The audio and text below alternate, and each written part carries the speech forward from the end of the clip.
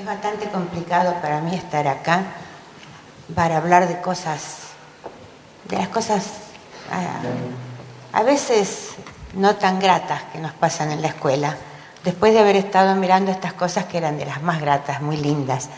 Estos proyectos en los que todos nos enganchamos y realmente hacemos nuestra tarea pedagógica con todo el alma, con toda la fuerza, con todos los valores.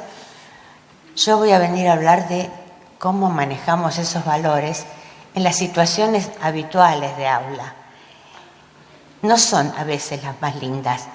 Estas son preciosas. Yo quiero que nos acerquemos a ambas, que podamos trabajar en estas cosas tan interesantes, tan válidas que hemos visto, y que podamos llegar con las clases normales, habituales, con lo que es la enseñanza habitual, también a acercarnos a este gozo. Eso es un poco lo que voy a pretender a través de la evaluación. Y yo creo que la evaluación nos puede ayudar mucho en esto. En todas estas actividades que vimos, hay mucha evaluación. Pero una evaluación que sale más fácilmente, porque están muy claros los valores, están muy claros los objetivos, está muy clara el compromiso que estamos poniendo todos en eso. Y a veces las cosas más cotidianas no llevan todo ese compromiso. Lo estamos desgastando. Yo quiero que lo volvamos a traer a este nivel. Ese es un poco lo que voy a tratar de ver. Al analizar el proceso de evaluación, al analizar los factores que entran en eso, ver cómo podemos hacer que la acción de todos los días la hagamos con el mismo entusiasmo con que vimos estos proyectos. Bueno, vamos a ver un poquito esto. Voy a empezar con algunas situaciones que se generan cuando vamos a evaluar concretamente. Cuando vamos al momento de tomar una prueba, de pedir un trabajo, de organizar una acción para que veamos cuáles son los productos de nuestra enseñanza, de nuestro aprendizaje. Pero vamos a tratar de ver, son algunas frases que se escuchan en el aula cuando pedimos esta evaluación, alguna evaluación. La primera dice: la evaluación la necesitan los alumnos. Yo ya sé cómo les va a ir. Mañana nos seguimos. Vamos a repasar para la prueba. Si hacemos rápido esta evaluación, después podemos leer el artículo que trajeron ayer. Revisen todos los trabajos que cada uno hizo en esta parte del curso. Elijan el que les parezca mejor. Háganle todos los arreglos que quieran y para la semana que viene lo entregan. Vamos a preparar una publicación. La prueba tiene 5 preguntas, pueden dejar la segunda. El que quiera un 10 tiene que contestarlas todas. Yo estoy tomando el tono con el que lo dijeron. Si alguno quiere, puede llevarse las preguntas del examen y contestar de nuevo las que les parecen que pueden responder mejor. Mañana lo traen. Después que terminen, escriban qué es lo que les resultó más difícil y por qué creen que les resultó difícil. Al lado de cada pregunta tienen consignado cuánto vale. Organicen su trabajo. Al final del examen, después de las preguntas, el docente escribe: buena suerte. Yo quiero que después, que ustedes vayan pensando, ¿qué concepto de evaluación, qué concepto de enseñanza, qué concepto de aprendizaje están manejando cada uno de esos profesores? Es decir, piénsenlo. Vamos a hacer unas reflexiones sobre todo esto y a partir de eso vamos a volver a ver si podemos entender. Es cierto, es una frase suelta y quizá no sea representativa de lo que lo podemos llegar a encasillar nosotros. Hay otros elementos que no tomamos en cuenta, pero cada una de estas cosas es significativa. Entonces vamos a tratar de volver sobre esas. Por eso estoy hablando de las diferentes miradas, las reflexiones sobre la evaluación y cómo las podemos ir mirando a todas estas cosas. En primer lugar, voy a tratar de definir los puntos. ¿Qué entiendo por evaluación? Cuando hablo de evaluación, estoy hablando de un discurso técnico, al mismo tiempo, un discurso ético-político y un discurso profesional. El discurso técnico es claro. Yo necesito instrumentos que estén bien armados, que me respondan a lo que yo los quiero, para qué los quiero, cómo los quiero. Hay toda una metodología de la evaluación. Pero detrás de esa metodología hay un discurso ético y político, indudablemente. Es decir, estamos poniendo en juego valores y estamos jugando con un poder. La evaluación tiene un poder, tiene una fuerza pública admitida por todos los que participan de eso. Y un discurso profesional. Es decir, hay una profesionalización que se va dando apoyada en las evaluaciones. Es decir, certificamos, acreditamos a partir de la evaluación. Entonces, estas tres cosas juegan siempre juntas. El valor, la técnica y la profesionalización de esto. Y acá hay un autor que lo dice muy lindo y yo por eso lo quise tomar. La evaluación es tan buena o tan mala como lo sea el marco axiológico de referencia en el que se encuadre. Del mismo modo que será tan buena o tan mala como la metodología de investigación que utilice. En realidad no se pueden desligar. No puedo desligar el valor de la forma en que lo hice. Y esto creo que es un punto importantísimo. Yo no puedo decir, yo tomo esta prueba, pero en realidad a mí lo que me importa... No, cuando tomo esa prueba estoy transmitiendo un valor determinado. Porque la evaluación no es una situación neutra desde ningún punto de vista, pero además es una situación con una intencionalidad. La tenga yo clara o no la tenga, la evaluación transmite algo. Acá este autor plantea que la evaluación, mirada como crítica educativa, después vamos a volver sobre eso, es válida y confiable cuando capacita a alguien para ver lo que de otro modo permanecía oculto. Aquí le estoy dando una intencionalidad muy importante a la evaluación. Pensemos que cada vez que yo evalúo, debería ayudar a que el otro y yo, ambos, viéramos cosas que estaban ocultas. Si no están ocultas, si me dice lo mismo que yo ya sabía, hemos perdido un poco de tiempo. Lo mismo que sabía yo y sabían los alumnos, entonces ¿para qué lo hicimos? Es decir, la evaluación tiene que decirnos algo más, algo que en ese momento, hasta ese momento, no habíamos visto. O sea, metodológicamente tiene que apuntar a algo menos evidente que lo cotidiano. Y además, ese algo tiene que ser valioso. Cuando el autor dice crítica educativa, en realidad está comparándolo al educador con el crítico de arte. El crítico de arte, ese señor que nos dice esta película tiene esto, o esa obra de teatro podemos ver tal cosa, o en este cuadro se ve. Ese señor sabe algo más que nosotros de eso y nos puede ayudar a ver. En general, cuando nosotros estamos evaluando, sabemos de eso que estamos evaluando un poco más que nuestros chicos y podemos ayudarle a ver. La percepción está fundada en lo que conocemos, en lo que sabemos. Percibimos mucho más de algo cuanto más conocemos eso. Si me dejan, les cuento una anécdota.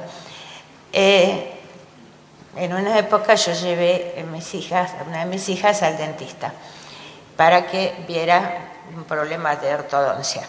Y entonces el dentista, que conocía a mi familia, me dice: «Tienen la boca igual que tu marido». Yo volví a casa a mirarle la boca a mi marido, porque lo que el dentista había visto yo no lo había visto. Los dientes abiertos como estaban, yo no lo había visto nunca. Estaba casada hace 20 años con esa persona. Es decir, esto es lo que quiero decirles, que el que sabe más percibe más. Entonces, cuanto más percibimos, más podemos ayudar al otro. Yo suelo leer las críticas de la obra de teatro que vi ayer, no antes, porque me ayuda a mirar cosas que yo no había visto en esa obra. Esta es la función que queremos que el docente tenga con el alumno. Claro, a medida que le va ayudando al alumno, también va viendo él más cosas, porque van pasando cosas. Su acción genera otras acciones en los chicos. Entonces, esta idea de ayudar a ver lo que permanecía oculto, creo que nos tiene que guiar en todos los procesos de evaluación. Pero quiero aclarar algo. Cuando yo estoy hablando de evaluación, estoy hablando de evaluaciones instituidas. Las evaluaciones que ocurren dentro de un sistema, dentro de un marco generalizado, armado y organizado. Porque cuando yo le pregunto a los docentes, bueno, ¿cuándo evaluamos? Me suelen decir siempre. Y en cierto sentido es cierto. Pero no puedo estar yo siempre haciendo todo ese proceso que es técnico, valorativo y profesional. Estoy tratando de... cuando digo siempre, estoy hablando de esa evaluación habitual. Ustedes me están evaluando a mí en este momento. Y yo estoy nerviosa porque ustedes me están evaluando, porque tengo 700 personas evaluándome. Pero esa evaluación no es instituida. No tenemos un formulario para mirar si yo hablo bien, si lo que digo es interesante, ¿no es cierto? Podríamos tener una lista de control para evaluar mi charla. No la tenemos. Podemos tener otros instrumentos. Es decir, ustedes están haciendo lo que estamos llamando evaluaciones espontáneas. La evaluación tiene algo así como 3 pasos, podemos decir. La búsqueda de información, el juicio de valor que sale de esa búsqueda y la acción que hacemos a partir de ese juicio de valor. Eso en una evaluación instituida. En una evaluación espontánea no está claro la búsqueda de información, no está estipulada. Hay un juicio de valor y el juicio de valor se expresa. Se expresa de alguna manera, consciente o casi inconscientemente o abiertamente o no. Pero en las evaluaciones implícitas no existe la primera etapa informativa, existe un juicio de valor que no se expresa, pero hay una acción que demuestra ese juicio de valor. Por ejemplo, si a ustedes empiezan a levantar dentro de un ratito, yo voy a decir, bueno, no está resultando interesante lo que yo digo, ¿no es cierto? Voy a hacer una evaluación implícita. En una acción de ustedes, yo analizo eso. Si se quedan todos sentados escuchando, puedo pensar que espontáneamente algo pueden pensar que esto sirve. Pero no tenemos, ni la vamos a tener, ni la evaluación de ustedes hacia mí, ni la mía hacia ustedes. No vamos a hacer una evaluación de toda esta reunión, lo cual es una pena, yo quisiera hacerla. Pero es complicado, porque tendríamos que hacer otros pasos y no da para esto. Pero de hecho, es decir, estamos haciendo esas evaluaciones y no tienen toda la trascendencia que tienen las evaluaciones instituidas. Todo lo que yo siga hablando está en referencia a la evaluación instituida, no a la implícita ni a la espontánea. Pero creo que tenemos que definir también los procesos. Cuando nosotros hablamos de evaluación, estamos implicando una serie de pasos y una serie de procesos que están incluidos a veces y otras veces no, pero que forman parte de toda esa gran situación. Normalmente hablamos de medición.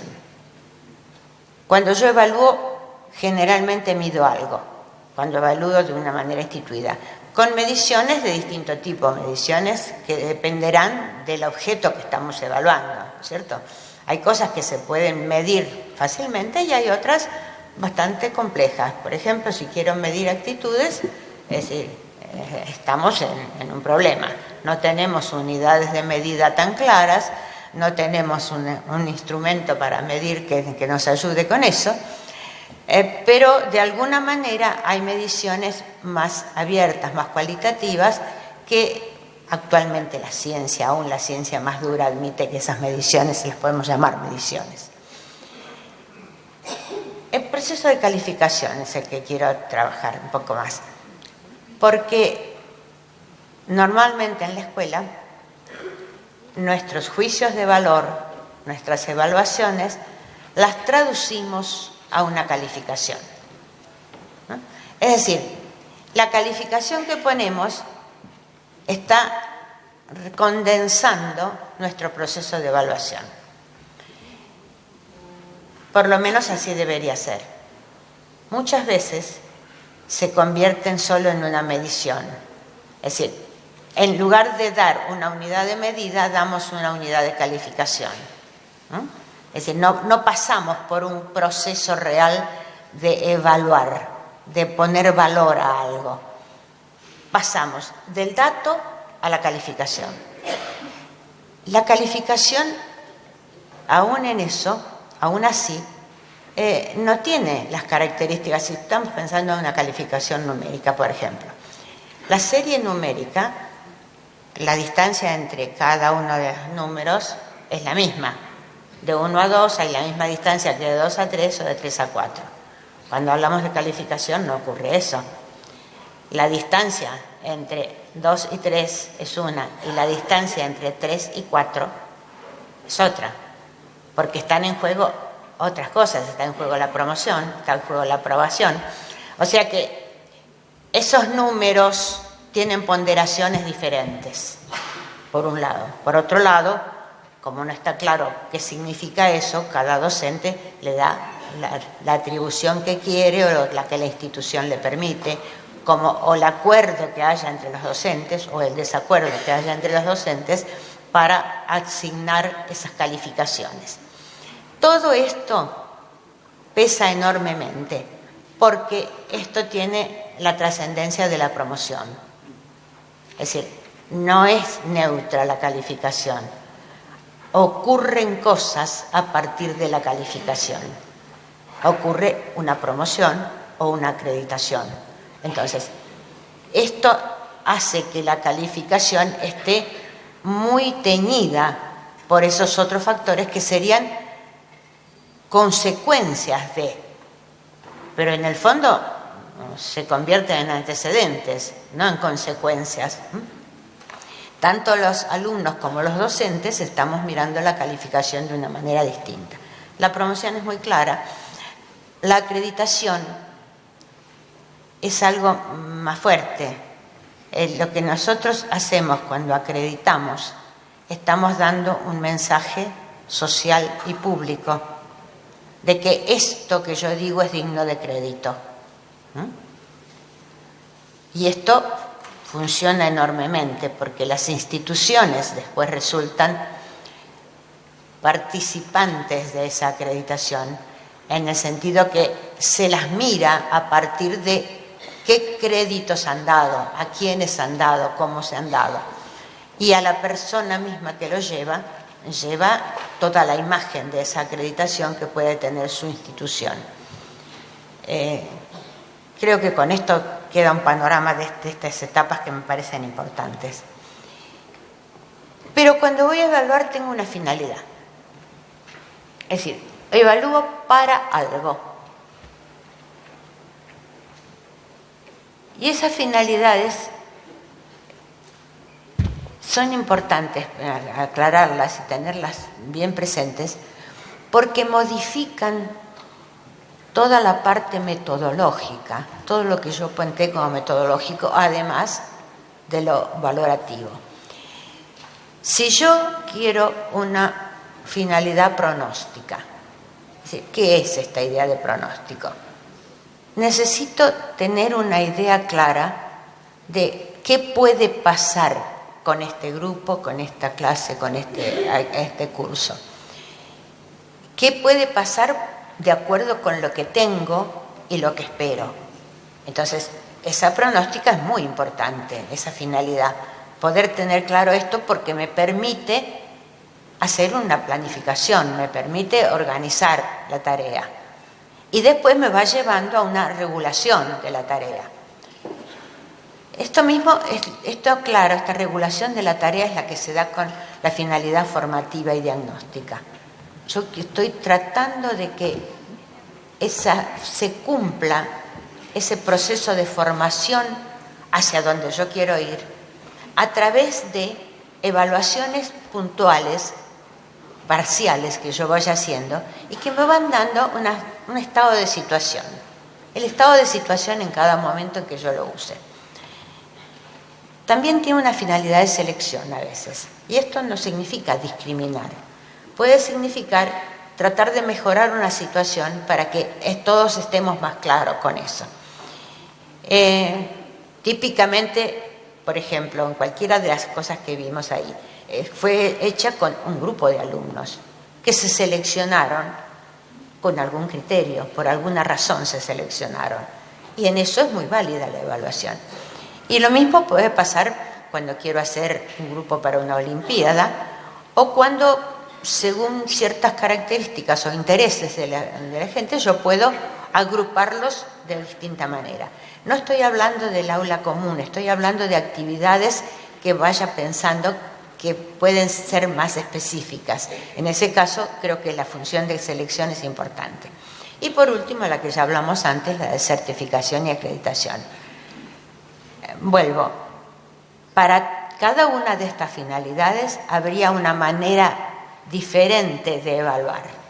Se evaluarían distintas cosas, distintos objetos y de distinta manera, con distintas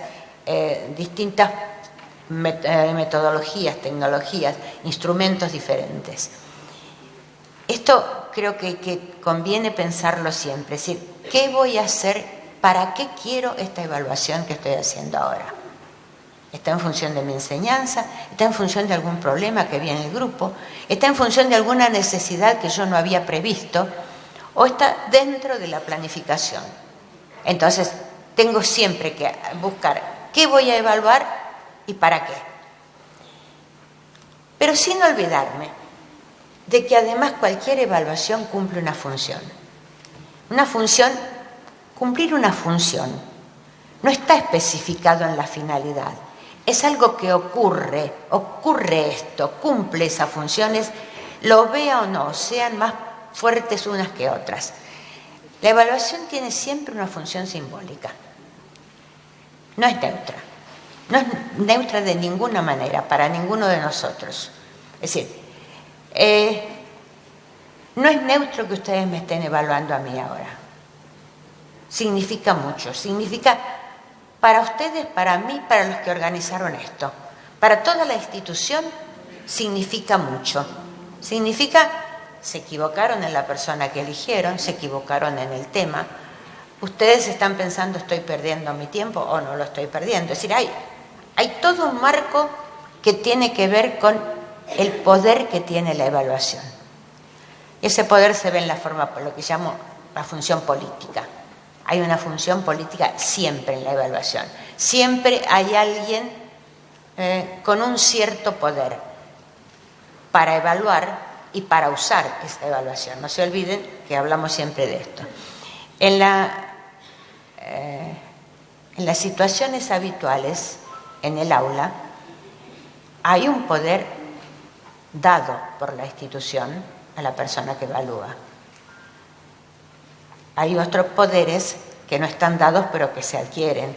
Es decir, hay una fuerza en la institución, hay una fuerza en la familia y en la comunidad que está poniendo todo un marco de poder que se afianza y se moviliza para reforzar o para atacar esa evaluación. Pero además hay una etapa contractual. Un contrato es una asunción de qué voy a dar yo y qué va a dar el otro. En cada situación social hay un contrato implícito. En este momento hay un contrato implícito. Yo tengo que tratar de dar a ustedes lo mejor y ustedes me tienen que escuchar sin hacer ruido. O pueden irse, son las dos posibilidades. Es decir, ese es el contrato mínimo. El otro contrato es que yo quiero que esto sea válido para ustedes y que ustedes también quieren que sea válido para no perder el tiempo. Entonces, ¿cómo jugamos con este contrato? La evaluación es la que me ayuda a reforzar esos contratos. Cuando un docente está evaluando de una manera distinta de lo que funcionó el aula, está rompiendo el contrato o está dando el contrato verdadero. Es decir, ¿cuál es el contrato verdadero? De alguna manera es lo que está evaluando. Si lo evalúa de una manera distinta de lo que se venía haciendo, está cambiando el contrato. Siempre la evaluación cumple una función de conocimiento. Esta función de conocimiento tiene que ver con aquello de ayudar a ver lo que estaba oculto. Esta es clarita, no necesito verla más. Y ese ayudar a ver está en la línea de lo que yo quiero que ocurra. Entonces, siempre tiendo a que la situación vaya siendo mejor. Las evaluaciones van valorando, pero para mejorar, no van valorando para arruinar, ¿no es cierto? Y hay un desarrollo de capacidades. Esto es algo interesante. A través de la evaluación yo estoy enseñando. Estoy enseñando montones de cosas. Estoy enseñando a evaluarse. Y en esa enseñanza de la evaluación estoy entrando, llevando a una autoevaluación. Bueno, voy a volver a eso, pero para que eso ocurra, la evaluación tiene que ser pertinente, creíble, útil y sensible. ¿Ah? Es decir, para que dé conocimiento, para que ayude a ver, tiene que ser pertinente. Esto es clarito. ¿Qué quiere decir pertinente? Aquello que tiene que ver con el objetivo que nos ha juntado. Esto de creíble es más complejo. Cuando Carmen lee mi currículo, está tratando de que sea creíble lo que yo voy a decir, de que vale la pena que me escuchen. Eso a lo mejor se equivoca, Carmen, no importa, pero esa es la intención que tuvo. Es decir, cuando ella lee eso, está tratando de esto. Está tratando de que, la persona tiene mucha experiencia, por lo menos, entonces escuchémoslo, a ver qué dice. Estoy poniendo este caso porque creo que es la situación que nos junta, pero esto pasa siempre. Es decir, el docente, cuanto más válido es para los chicos, es más creíble lo que él plantee. Y como evaluadores, tendríamos que ser capaces en cualquier momento de explicar y mostrar por qué estamos evaluando de esa manera. Es decir, aunque nadie me lo pida, yo debería cuestionarme. Si los chicos me dicen por qué está usando este instrumento, yo necesitaría poder decirles un porqué que los haga creíble para eso. Mira la prueba que tomó. ¿A quién le importa esto? Estuvimos perdiendo el tiempo haciendo esto. Eso no es creíble. Entonces tampoco ayuda a ver, porque algo en lo que yo no creo no me va a ayudar a ver nada. El crítico de arte, cuando me dice de una obra que era maravillosa y a mí me pareció horrible, yo no le creo. Entonces ya no me importa nada lo que él diga, aunque por ahí que intente decir cosas interesantes. Esto tiene que ver con lo útil. Evidentemente, si es creíble, se convierte también en útil y me ayuda a ver más cosas. La sensible es interesante. Sensible quiere decir que discrimine, que me dé cosas más sutiles. Más sutil va a depender de la situación en que estemos, va a ser tanto más sutil cuanto más cosas veamos. Por ejemplo, en la primera imagen que vimos hoy, en la de los chicos que estaban haciendo el análisis del agua, había primeras cosas muy gordas. El agua de acá sirve, pero después empezaron a hacer esto y esto y esto, y cada una de esas cosas era muy sensible. Si el agua es dura o no, bueno, es importante. Si el agua que está en el río la puedo tomar, bueno, es decir, no era ya el agua de, era cada vez un dato que me iba haciendo más sensible eso. Entonces, esta idea ténganla siempre, es decir, ¿cuán sensible es mi instrumento para aquello que yo quiero evaluar? Ese es el punto importante ahí. Bueno, esto era algo que hubiera venido antes, pero vale la pena que lo refuerce. El concepto de enseñanza. Todos tenemos claro. La enseñanza es una intención, es una acción que hacemos intencionalmente para que el otro aprenda. Pero la enseñanza es una actividad cuyo rendimiento es el aprendizaje, pero cuya práctica debe respetar la integridad intelectual del estudiante y su capacidad de juicio independiente. Acá hay gente de terciarios, hay gente de media. Cuanto más avanzamos en la escolaridad, el juicio independiente tiene muchísima fuerza, porque se lo va armando. Pero si no respetamos de entrada eso, el chico se acostumbra al autoritarismo, no al respeto al juicio, no a esos valores que nosotros estamos tratando de darle. Es decir, veámoslo como que vamos integrando a lo largo de toda la escolaridad un planteo de enseñanza que le permita tener un juicio independiente y que le permita una integridad. Piénsenlo de esta manera. La enseñanza siempre tiene que ir generando esto, en cualquier nivel. Claro, necesito que el otro esté disponible, pero eso también lo vamos haciendo. Ayer me hicieron algunas preguntas muy interesantes y en algunas cosas me daban ganas de contestar con la redondilla de Sor Juana Inés de la Cruz: queredlos cual los hacéis o hacedlos cual los queréis.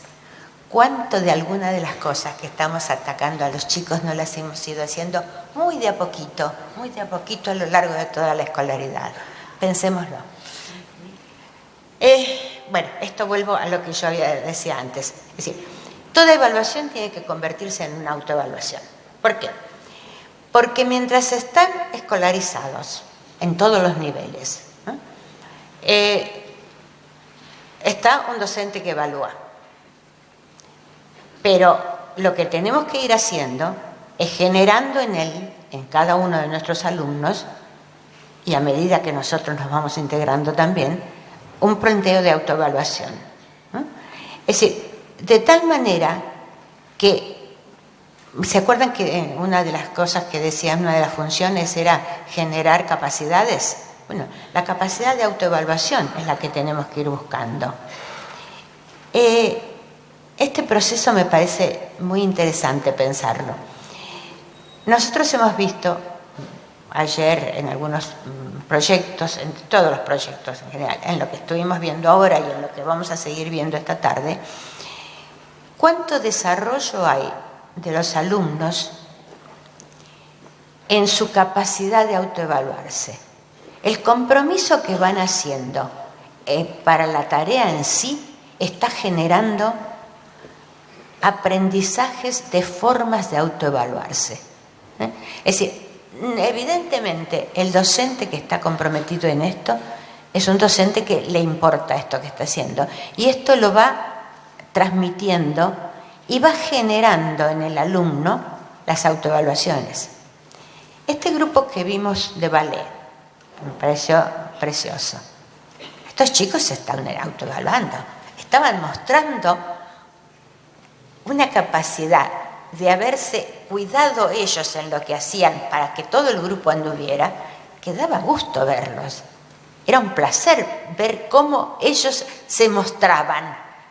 Eso lo aprendieron, eso no nacieron con eso lo pudieron trabajar maravillosamente bien. Por eso nos deleitamos tanto con eso que ellos hicieron. Pero para que la evaluación vaya a esto, tiene que ser clara, manifiesta. Sí, tiene que ser explícita y manifiesta, abierta. Es decir, el profesor que les manejó ese ballet le decía: fíjate bien lo que hiciste, cómo lo hiciste, no hay la menor duda que se lo decía. Y mirá que tenés que hacer esto, y miralo a él cómo lo hace, y hacelo vos. Es decir, todo esto es manifiesto y es explícito. Y con resultados compartidos. Indudablemente el docente que hizo esto estaba en todo momento sintiéndose parte del grupo y cada uno de los chicos sintiéndose responsable de la tarea total. Entonces, esta idea de resultados compartidos es fundamental. Es Esto lo podemos hacer. Claro, lo vimos en estas experiencias que son, podemos llamar extracurriculares, pero lo mismo es lo que tiene que ir lográndose en todo lo curricular. Ese es el punto. Bueno, quiero reforzar lo que ya estuve diciendo. Tengo un objeto, cuando voy a evaluar, tengo un objeto, tengo una finalidad, tengo un ámbito donde eso se da. Y dentro de ese ámbito tengo referentes. Es decir, hay cosas que las tengo que mirar como punto de comparación. Cuando yo digo, este conocimiento es importante, ¿por qué es importante? ¿En qué me baso? ¿En qué me amparo para darle importancia a cada una de las cosas? Entonces, dentro de cada espacio, eso se da. Cuando digo ámbito, estoy hablando de espacios y quiero decir esto. El aula es uno de los espacios. La institución es otro espacio. Después hay espacios chiquitos. Por ejemplo, cada una de estas cosas que vimos son proyectos. Ese es otro ámbito que está dentro de la institución, pero que tiene una categoría diferente. Indudablemente hay otro ámbito que es la sociedad, la comunidad entera. Entonces, cada evaluación tiene que pensarse dentro del ámbito en que está. Esto es importante porque si la saco, si uso una evaluación para el aula y en realidad la uso para la institución, estoy haciendo una mezcla de cosas que la misma metodología no me debería servir. ¿Por qué digo esto? Por ejemplo, los operativos de calidad que se hacen institucionales dentro del sistema, y ya estamos en otro nivel, y que se sacan conclusiones para el aula, es relativo, porque estoy usando un instrumento que es adecuado para la evaluación del sistema, pero no necesariamente es adecuado para la evaluación del aula. Yo digo, tenés un 7, ¿qué comunico? No sé. Y piensen, ¿cuánto comunica un promedio? Para hablar de notas. El promedio mezcla notas de diferentes cosas. ¿Cuál es la información que doy? ¿Le ayudo a ver con eso? Es para pensar. Voy a reforzar la idea del proceso de evaluación. Tengo que elegir porque no puedo hablar de todo lo que quiero. Cuando yo voy a pensar una evaluación, estamos acá en lo metodológico.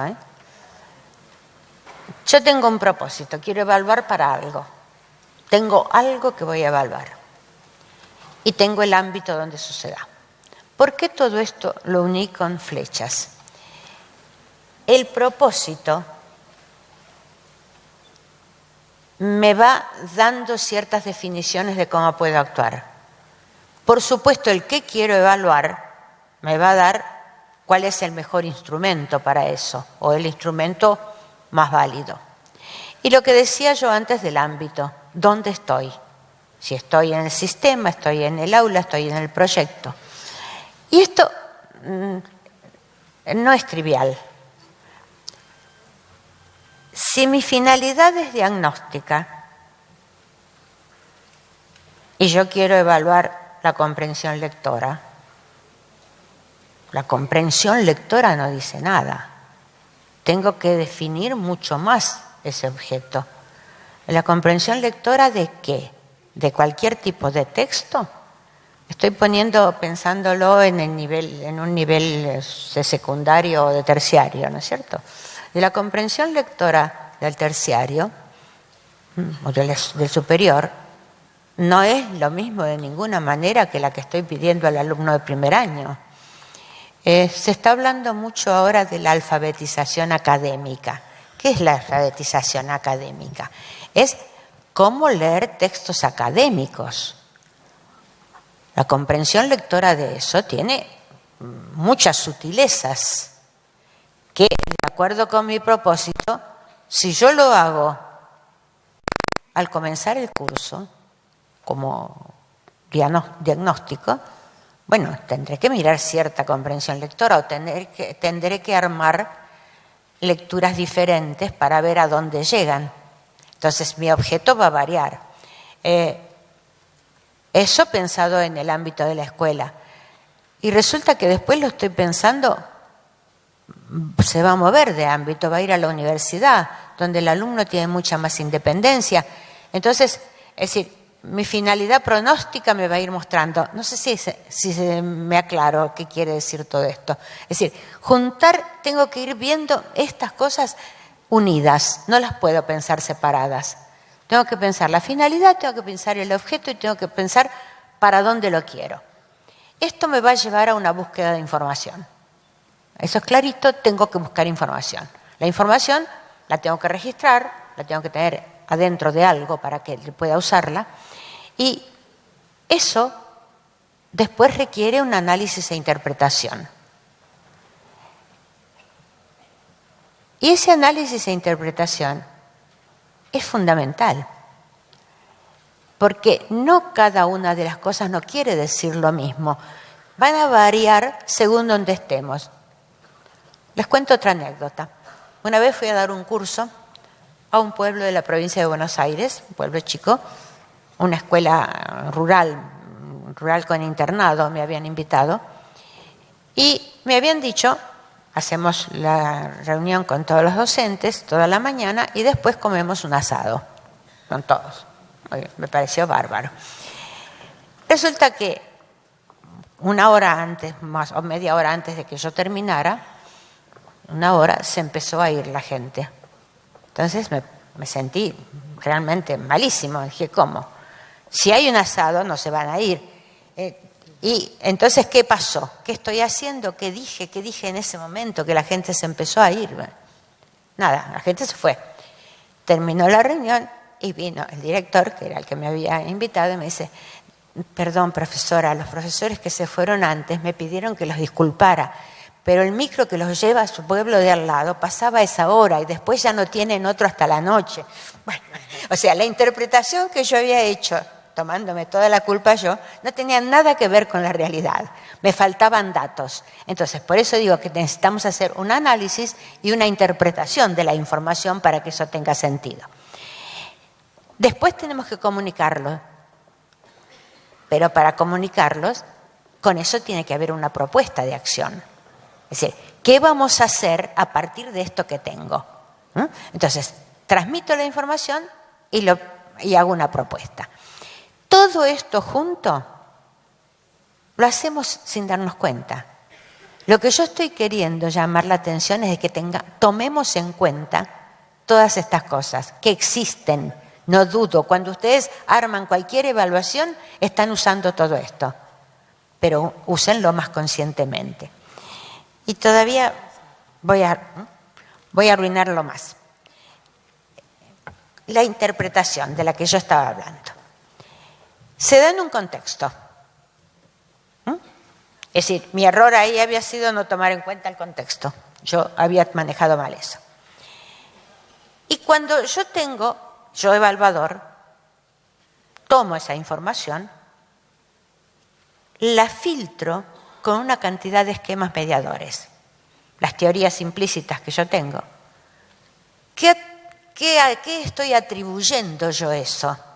Le estoy dando significados diferentes. Uso una variedad de informaciones que tengo, pero no sé cuál es más relevante. ¿Y cómo pondero cada una de esas cosas? Todo esto ocurre en mi mente, funciona al mismo tiempo cuando estoy evaluando, cuando estoy interpretando. Entonces tengo que seleccionar algo de esa información, tengo que elaborarla y con eso recién hago el juicio. Pero hubo otra información complementaria que yo no tenía, hoy un selector de toda esa información y recién después de todo eso hago un juicio de valor. Esto es una sutileza, absolutamente. Pero es para que tengamos claro que la evaluación es un tema complejo, pero un tema amplísimo y riquísimo, que me permite pensar en todo esto.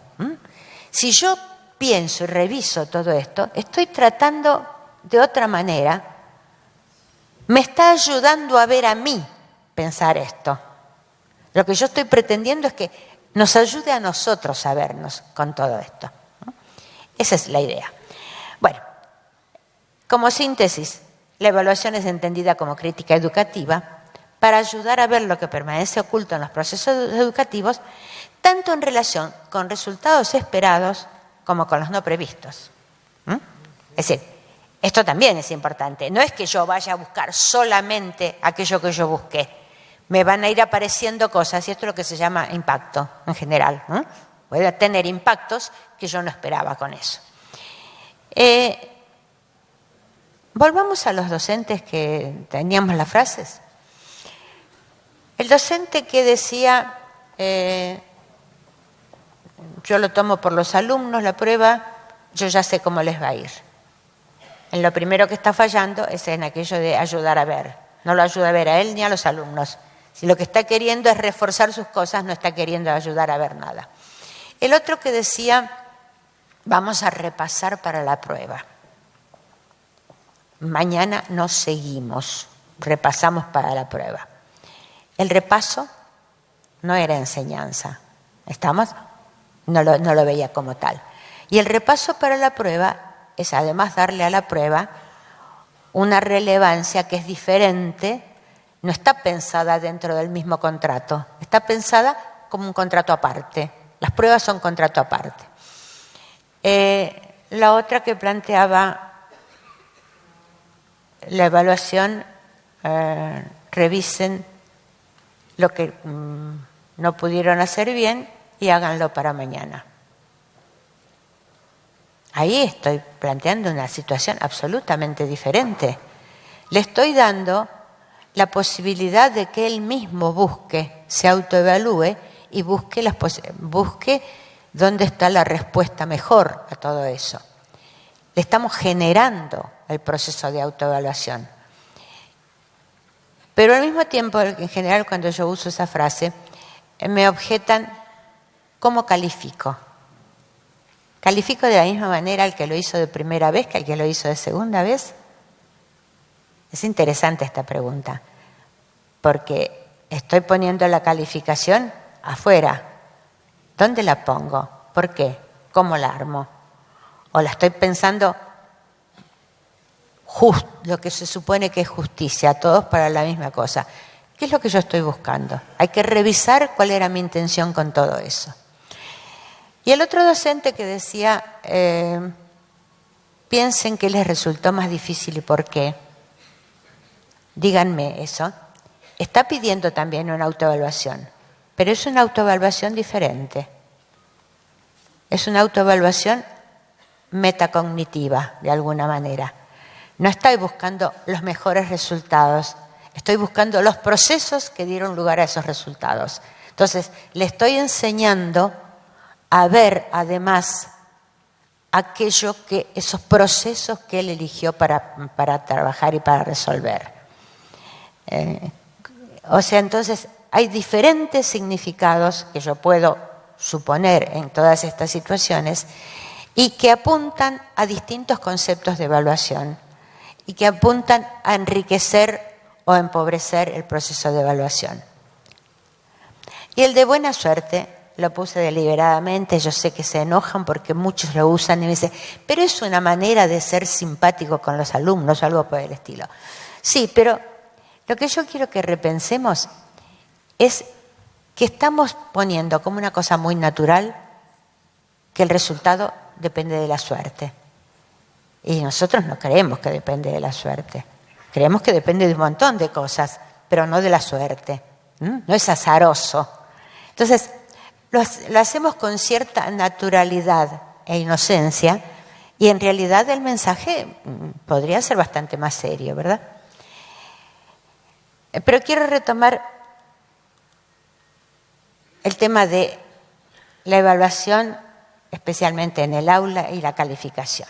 Es decir, en la escuela, cuando digo escuela me estoy refiriendo a la institución educativa, no importa el nivel que sea. Los niveles importan en relación a los criterios que yo tenga para juzgar los resultados.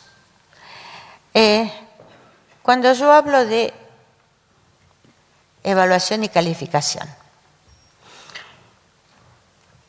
hay varias cosas. ¿Con qué criterios decido la calificación o el juicio de valor, en primer lugar? El juicio de valor puede tomar en cuenta, al momento de decidir la calificación y la promoción de los alumnos, debería priorizarse el rendimiento, el esfuerzo o el progreso. El rendimiento comparado con todos los compañeros o comparados con el rendimiento esperable. Estoy usando un referente diferente. Si pienso cómo todo el grupo contestó o si pienso que era lo esperable. Esto varía según el nivel de escolaridad, cualquiera de estas cosas. El rendimiento, el esfuerzo o el progreso. El rendimiento es un patrón que yo lo puedo juzgar, hizo o no hizo, llegó, no llegó, llegó con tales características. Y ahí lo estoy tomando en todos los niveles de escolaridad, pero especialmente en el nivel más alto. Es decir, si yo estoy formando un técnico, no me importa si estuvo más o menos bien, si está sacando un cálculo de algo. Me importa que esté bien, no que esté más o menos bien. Por más que haya hecho mucho esfuerzo o que para ese alumno eso sea un progreso grande. En los otros niveles sí me importa cuán cerca está o no de lo que yo espero. ¿Cuál es el progreso que ha hecho ese alumno? El esfuerzo que hace. Cualquiera de estas cosas pueden ser criterios, pero esos criterios tienen que variar según la finalidad y según el nivel en que yo esté trabajando. Eso me parece que es un punto importante. Pero hay otra cosa. Esto voy más a lo metodológico. ¿Podría existir evaluación sin calificación y calificación sin evaluación y promoción sin calificación? No vamos a dar respuesta a todo esto ahora. Es decir, lo que quiero es que lo pensemos. Son ideas para reflexionarlas. La evaluación sin calificación podría ser más fácil,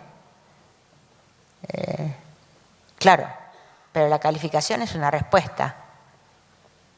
Pero puede haber otras respuestas, puede haber otra manera de comunicar resultados que no sean a partir de una calificación. Piénsenlo y veamos en qué situaciones. No lo vamos a hacer ahora. La otra pregunta es si es posible la objetividad en las calificaciones y si es deseable. Aquí quiero decir algo, quiero responder un cachito a esto. La objetividad no la vamos a tener nunca como no la tenemos en general en todas nuestras situaciones, porque por eso todo eso que vimos antes de la mente del evaluador, bueno, todos esos mediadores funcionan siempre, entonces no puedo ser absolutamente objetivo. Lo que puede llegar a darse es la intersubjetividad. Es decir, cierto acuerdo entre todos los sujetos, que la mayoría de los sujetos podamos decir. Si es deseable, bueno, un cierto nivel de objetividad evidentemente sí. Entonces, nada, seguimos a respuestas que no vamos a dar y que vamos a discutir. Pero aquí voy a tomar otra relación, la del aula, la de la institución y la sociedad. ¿Qué criterios nos permitirán evaluar de acuerdo a principios éticos y pedagógicos con eficacia? ¿Es necesario acordar criterios entre todos los docentes? ¿Debería darlos la institución?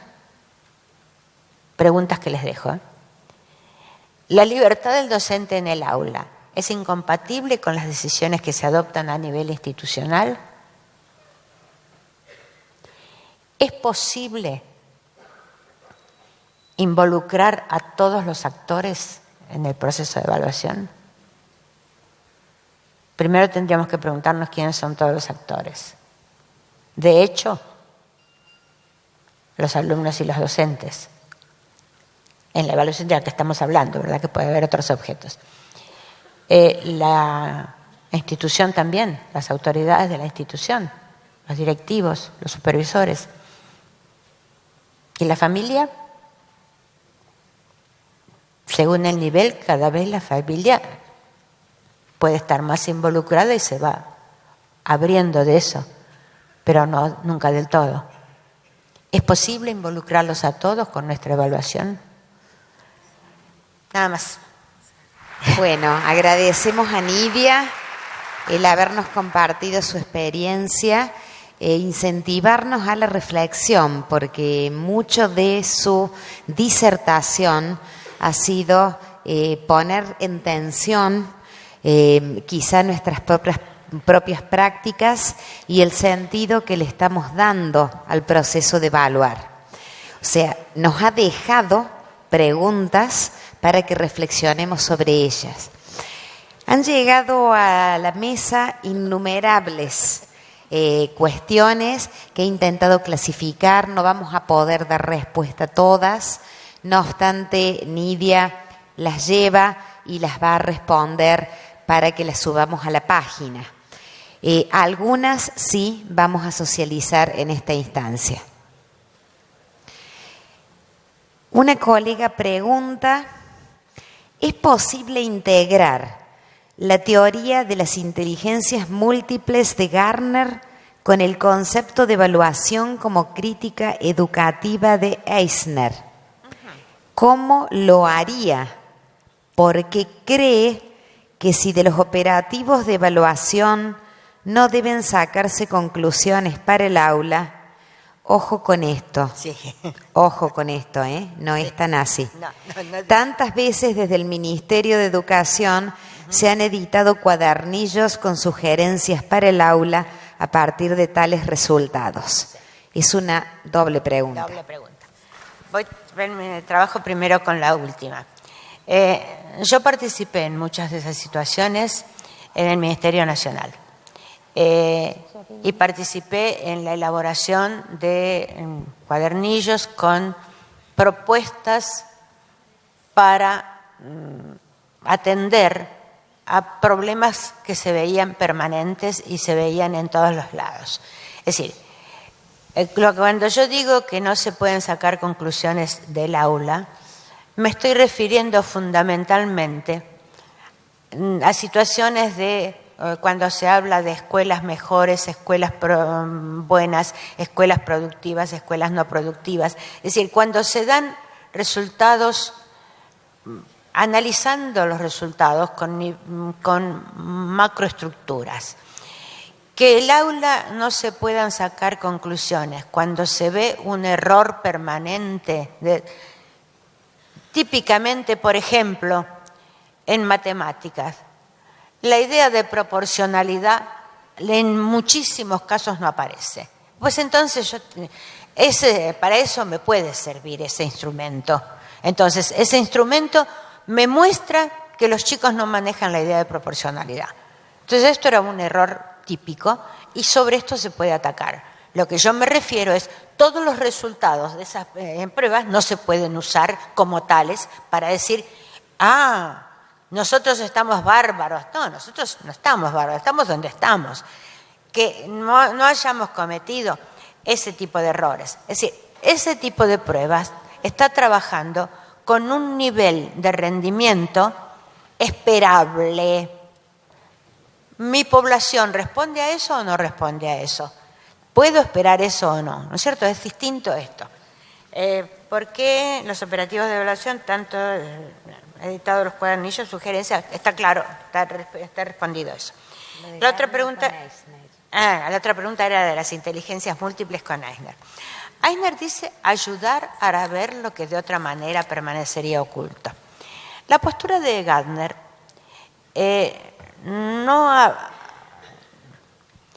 diferencia distintas inteligencias. Al diferenciar esas inteligencias, lo que está planteando es, hay aspectos predominantes en una persona y en otra.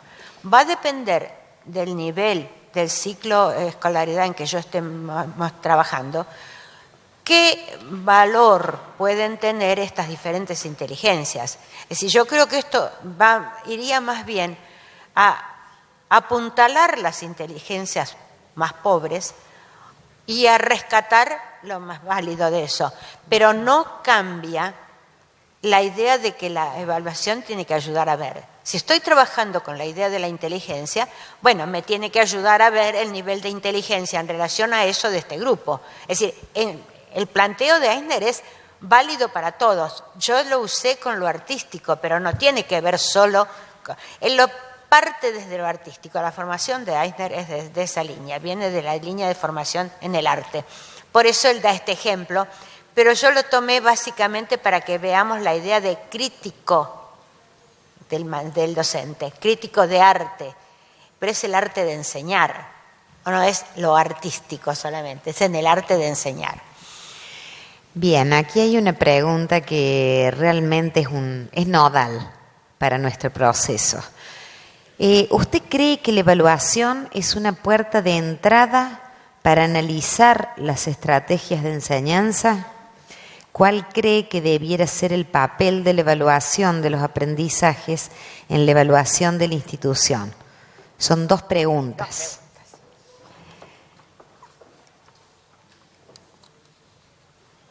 ¿Usted cree que la evaluación es una puerta de entrada para analizar las estrategias de enseñanza? Sí.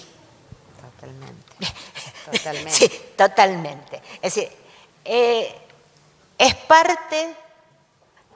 Cuando yo estoy hablando de las funciones que cumple una función de conocimiento que para mí me tiene que servir para decir, acá pasó algo con esta enseñanza, revisá qué hiciste, cómo lo hiciste, dónde lo hiciste.